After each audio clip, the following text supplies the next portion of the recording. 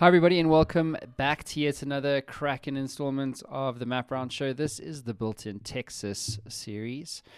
With me on the line is the founder and CEO of Bawn.com, Jonathan Trimble. Welcome to the show. Well, thanks for having me, Matt. I'm glad to be here. Yeah, the privilege is all mine. So, you spent a lot of time at the FBI, which is a key thing to land for everybody because you're in the cybersecurity space. So, walk us through a bit about your background, if you would, Jonathan, and then we'll take it from there. Yeah, so I was with the FBI for 24 years, did a full career there, joined up as a special agent, went through special agent training in Quantico, and did the kind of typical special agent things, investigating both criminal organized crime and then some national security matters.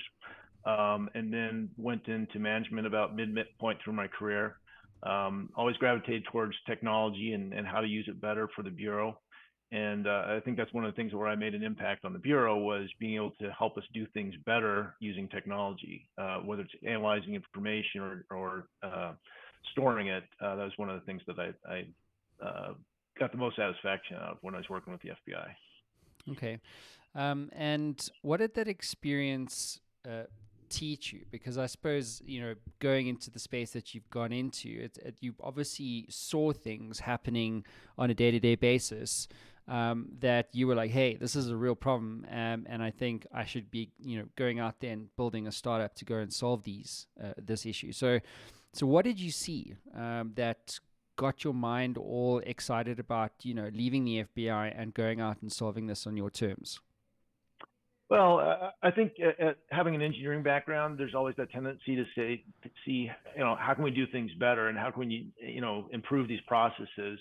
An example is, after 9/11, we really shifted a lot from investigating criminal matters to national security. There's a lot more emphasis on that side and doing analysis and trying to prevent attacks as opposed to just responding to them. And so we hired a large cadre of intelligence analysts, gave them a lot of training, but they didn't have the tools to do all the sort through all the information that they had.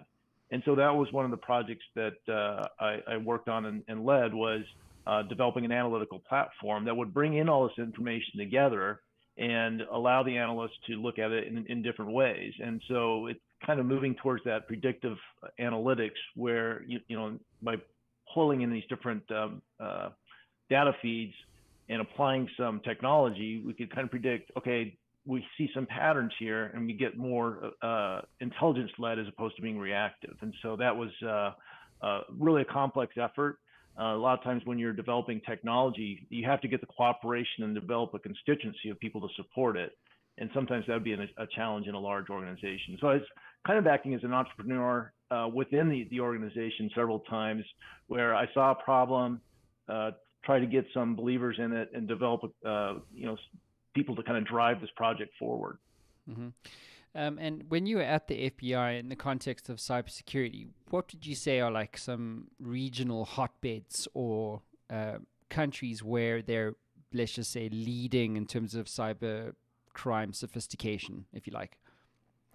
Yeah, so we see cybercrime across the globe. It's everywhere, and depending on what kind of cyber attacks you're talking about, will different countries kind of lead the way in those areas. Like Russia has always been very sophisticated in their hacking techniques and are exceptionally good at that.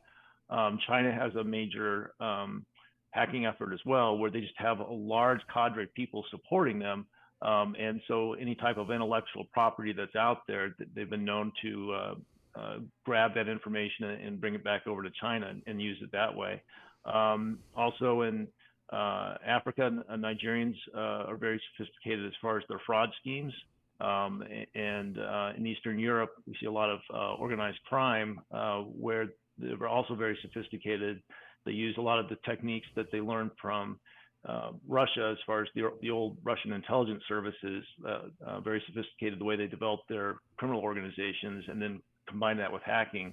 And they're in the business of making money, and so they'll keep these hacking activities like ransomware just to make a profit and collect money for their criminal organization. And Jonathan, what is like the number one threat to a business? So if you're a startup, for instance, or maybe you have 5,000 employees, what's top of the list from your experience in terms of cybercrime? I would say that the ransomware is the number one threat that businesses should be concerned with. It's almost like a triple threat because we rely on computers to do our daily business operations. So if you can imagine any business, if you can't access your data, can't turn on your terminal, work stops. And it can take some time to get that system back up and start up again. And so the average time for a work stoppage with a ransomware event that takes hold is over 3 weeks. And so you can imagine the cost of that if your entire workforce is not working effectively. The other thing too is ransomware often will not only lock up the data and make it not available, they'll extract that data and then hold that data hostage as well. Where if you don't pay us, we're going to release all your customer information on the dark web, which causes another form of headache.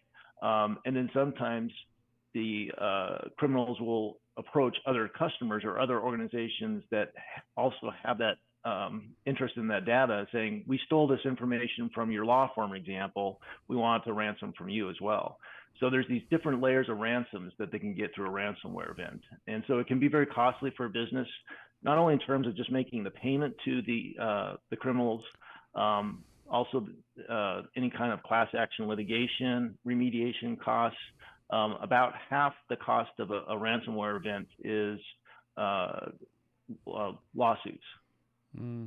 Yeah, well, in the old days, they would, but they would ask you for Bitcoin. I don't think that would be such a good idea anymore, given what's happened over the last few weeks. Yeah. I mean, that whole change with cryptocurrency has kind of thrown that into a bit of a chaos. I know, it's crazy. Yeah, don't pay me in Bitcoin. Pay me something else. So Jonathan, how big is this category here? Like, how big is the market opportunity, would you say, for Bawn? Well, we are focusing on cyber insurance. And so our value proposition is determining what a risk is for insurance in a better way, using technology to do that. The U.S. market right now for cyber insurance is about $5 billion. Globally, it's about $12 billion. But it's expanding over the next 7 years, where it has a growth rate of about 25% a year globally. So by 2029, you're looking at probably about a $40 billion market. So there's room for growth. Yeah, is there? Yeah. Well, I suppose it's quite an interesting conversation for me, because I've done quite a few shows around cybersecurity and things, and it seems to me it's like a problem that never goes away. It only gets more sophisticated, which requires more sophisticated tools, more sophisticated technology.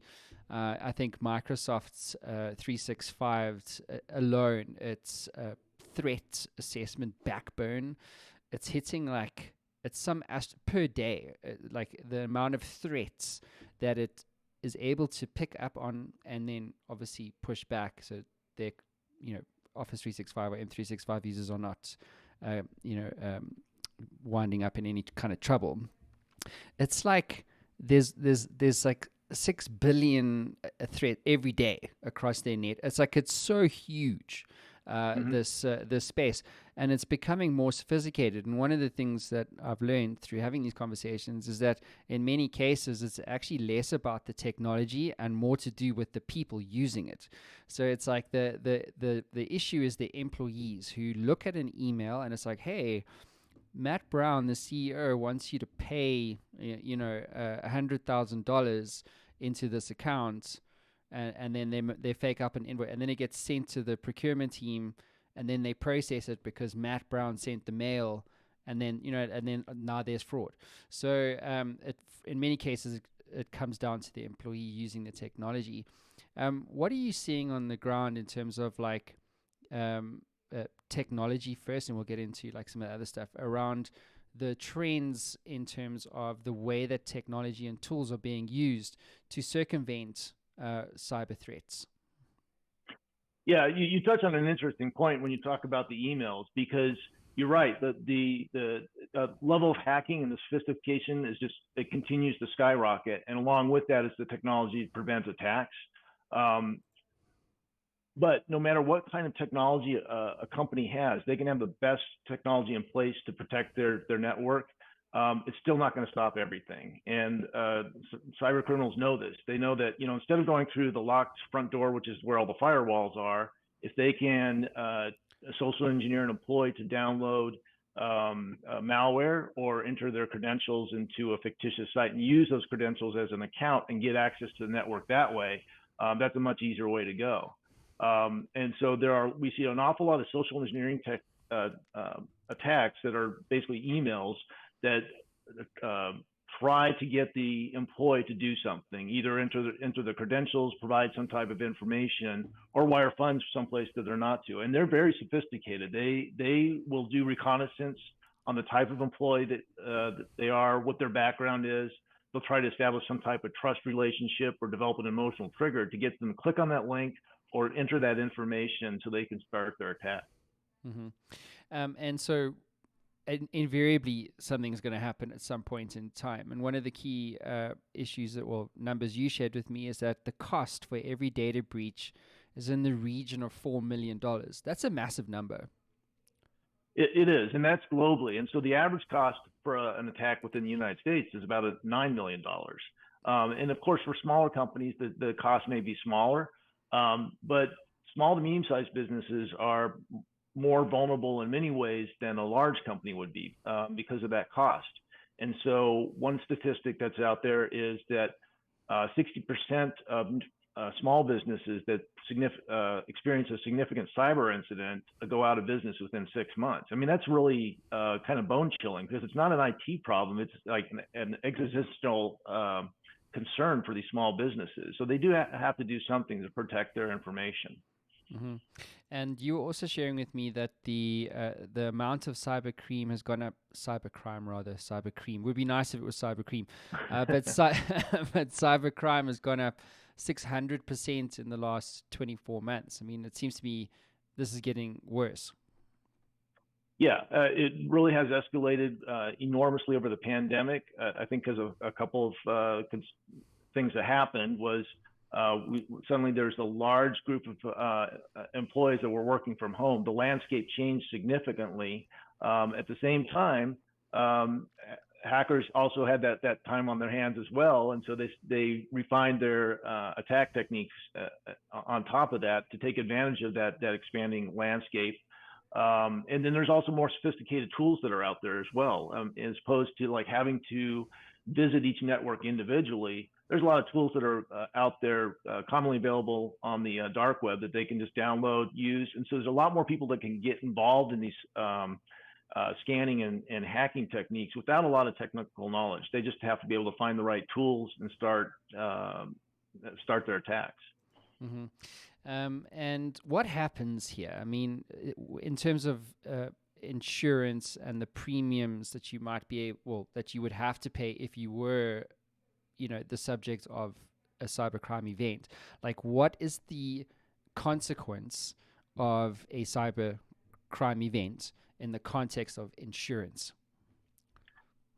So insurance plays a role in any sound cybersecurity strategy because no matter what you do from a cybersecurity side, you're not going to eliminate risk. You can reduce it, but there's always going to be a chance that a major cyber event occurs, and you're going to need that insurance component to cover those legal and remediation costs. But because of the spike that has happened over the past couple of years, the claims have also skyrocketed. The premiums are going up, and that's where we're looking at developing technology that allows insurance to assess what the risk is of a network more accurately, and then adjust those rates accordingly. So like if a company has all the different technologies in place, they have a good employee training program, they're doing all the right things, and we can actually look at that, at the different levels within a system and understand what their risk is. They get rewarded for having better rates and a more effective insurance.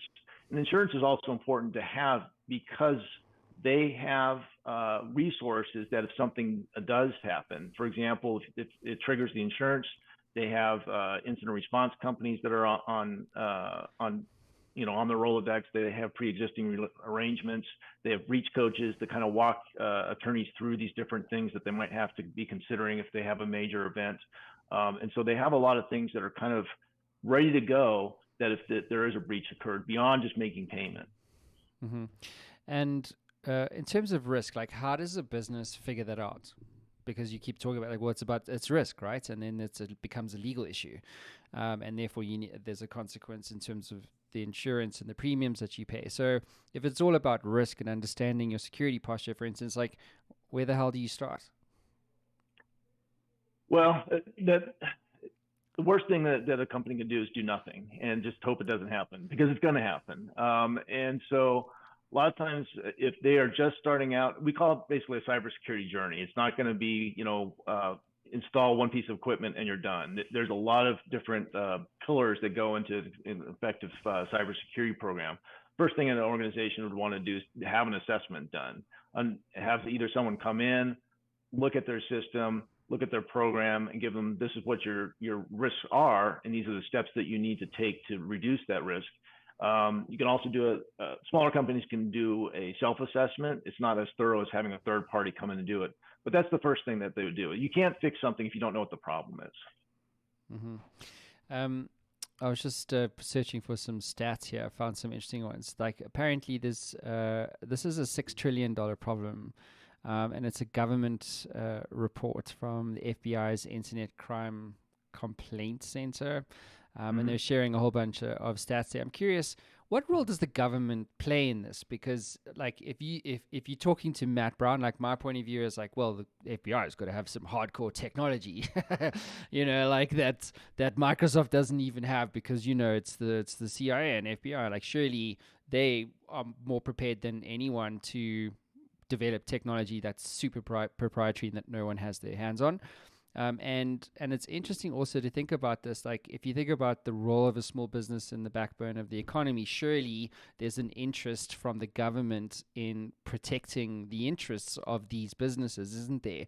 Or securing like partnerships with the likes of whoever it is to provide a better security service to small businesses, so that they don't wind up becoming victims, and so that they don't have an existential problem, or in terms of like, well, if most of you are going to die if you have an event happening. So surely there's an interest in from a government perspective in solving this problem, or working with the private sector to solve this problem in a more mature way. In the United States, the government has provided a lot of guidance of what businesses should do. Unless it's in a regulated industry, though, it's voluntary. They have not prescribed that small businesses must do these certain things.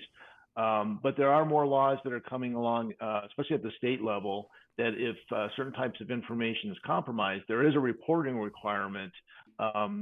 Example, if a company loses personally identifiable information of their customers, they're required to notify them, which leads to a lot of this cost and reputational damage to a client. So there's the government does provide some guidance, but only in the regulated industries. Like if you're a defense contractor, or if you're a part of critical infrastructure, like a utility, or part of the food agricultural chain that's regulated, then the government has more oversight in those types of businesses. But for the vast majority of the medium-sized businesses, it's probably more of a guidance type of effort from the government. Mm-hmm. I had Peter Newell on the show. He's a retired U.S. Army Navy SEAL, and he was basically responsible for something called the REF, or the Rapid Equipping Force. So he was sitting on like billions of budget, and he put that budget to work in terms of innovation around like logistics on the ground, and just a whole bunch of things around like how you mobilize the U.S. military and so on and so forth in a war zone. Fascinating guy to talk to. And so what he's doing now he's retired, is he's actually facilitating relationships between innovative startups and then the public sector institutions like the FBI, the CIA, etc. I'm curious to get your view. How much collaboration is there between the startup ecosystem solving things like, new forms of password encryption or whatever the case might be, or protocols development around cybersecurity, and then the government agencies like the FBI? Yeah, I think in the past 30 years or so, there's been a recognition that private industry is really the hub of innovation. The government has a lot of resources to develop certain technologies, but private industry, there's so many ideas out there that are technologies that are just starting out, might be at the seed level, and there have been partnerships that have been developed between the U.S. government and the startup community.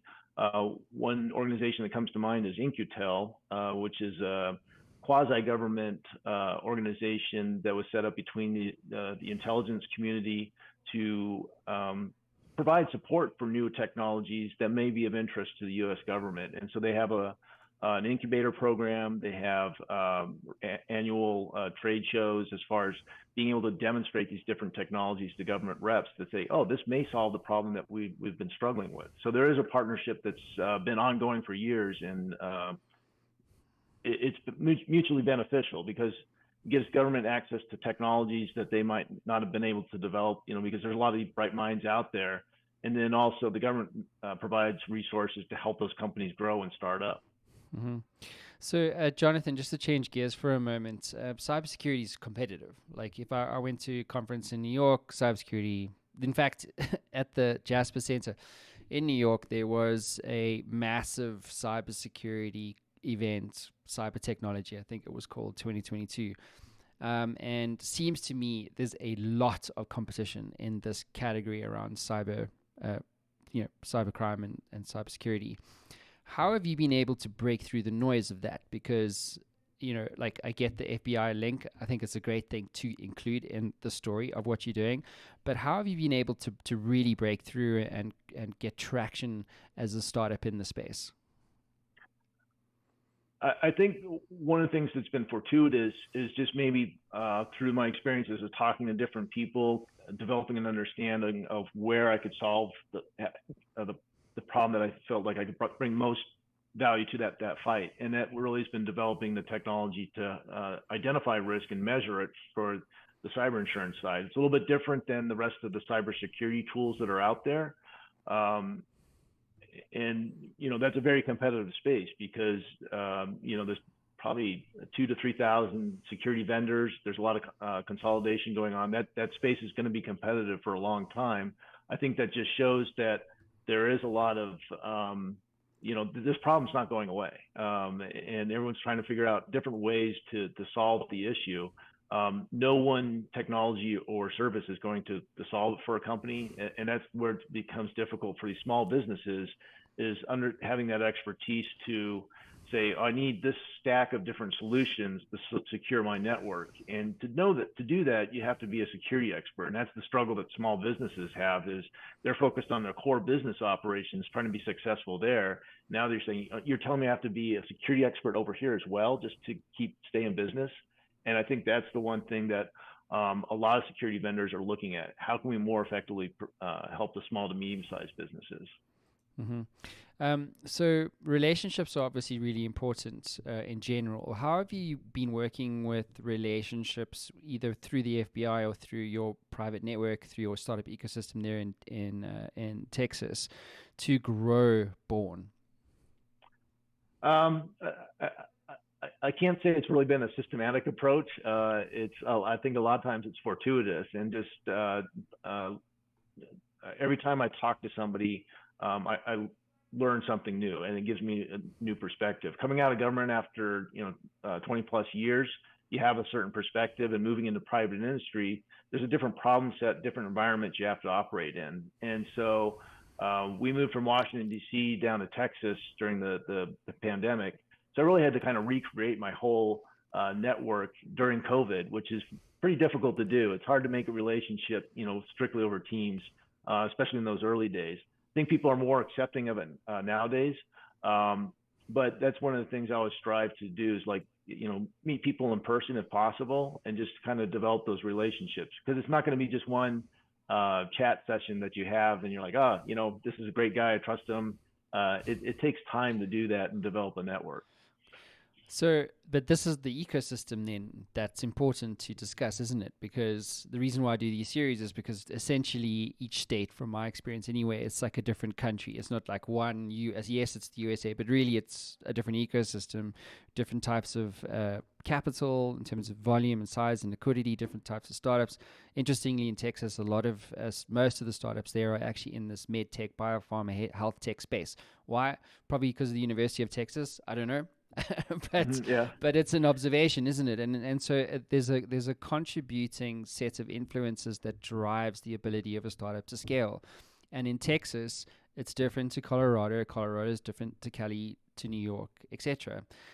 Curious to get your experience, Jonathan. What role has the ecosystem of Texas played in your ability to scale Bawn? I think it's access to people, where I think that what I've most gotten out of it is just being able to talk to people directly and have that relationship and get their perspective, and to have that trust relationship where they're willing to help you. It's interesting though. I think a lot of founders, I'll reach out to them across the U.S. just to get, see if I can develop a relationship, get some of their feedback and perspective. And a lot of times, the relationship doesn't develop, but other times there have been people like, whether it's in Florida, Georgia, California, that I've never met in person, but have been tremendously helpful. So it's kind of changed the dynamic a little bit where, I think before the pandemic, you're kind of restricted as far as, driving distance, as far as who you could really develop these relationships with. And now it's whoever you kind of can develop that cadence with.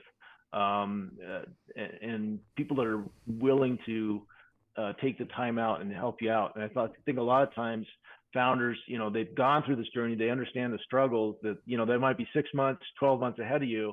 But I really have always appreciated those people who are willing to just take a breather and just kind of turn around and help me out and just provide a little bit of experience that they've learned. Mm-hmm. What surprised you about moving from the FBI into the private sector as advisor, almost like a custodian of small, medium-sized, cyber crime, if you like, and protecting them against all these incredible amounts of threats? Like, what has surprised you in that transition? Because if you spend 20 years in the public sector, it's very different to being the head of a startup, heading into the private sector. What has surprised you in that transformation? I think one thing that I didn't really appreciate when I was with government is there was never a lack of work to do. Like as far as new cases, new investigations, they would come in. It was not a challenge to find work and find something that was a good project to sink your teeth into. On the other side, in private industry, getting the work, and you talked about that crowd of cybersecurity vendors that it's just people are overwhelmed with all these marketing messages. Getting the work and standing out from the crowd is probably one of the biggest challenges because the market is so crowded. There's an Israeli company. I was just looking for it now, just to put it in perspective. But they are like I'm actually gonna have to find it while you're talking now. But they are the world's fastest growing startup ever. Like ever. Of all the startups that with Uber, Airbnb, blah, blah, like ever. And they are an enterprise cybersecurity firm. I don't want to mention any names that aren't true. I'll find them now. But basically what they've done is they've created essentially a enterprise grade security platform that basically allows you to connect all your different clouds. So if you're an enterprise company, you're typically using more than one cloud provider. So you're using AWS, Microsoft, etc. And so they've been able to scale literally from like 0 to some stratospheric number purely in the cybersecurity space in enterprise through their technology. And I'm sharing that story because for me, I think it's indicative of just how liquid the space is. And I don't think a lot of people on the ground who maybe don't live and breathe the space every day appreciate just how acute this issue is, because it's never an issue until shit happens to you.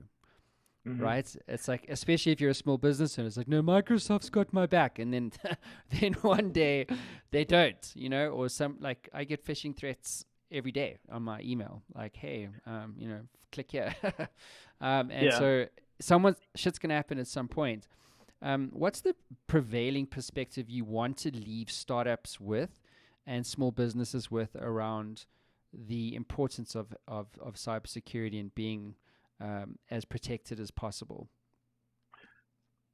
Yeah. So another thing that surprised me is when I talk to clients or potential clients about cybersecurity, and I make the point that if they wait for an event to occur, a breach to occur, I or any other cybersecurity firm is going to be in a much less of a position to be able to help them. If their data is already locked up and they don't have any backups, they don't have a cybersecurity program in place, there's not much that can really be done to bring that operation back online. That's why some of these small businesses go out of business.